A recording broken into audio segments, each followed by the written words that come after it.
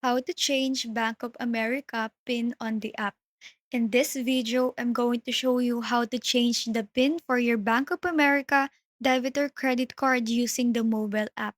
So first, open the Bank of America mobile app on your phone and log in with your username and password.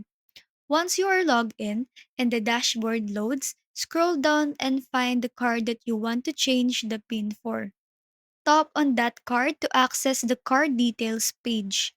On the card screen, scroll down and find the card management section. Then tap on Change PIN.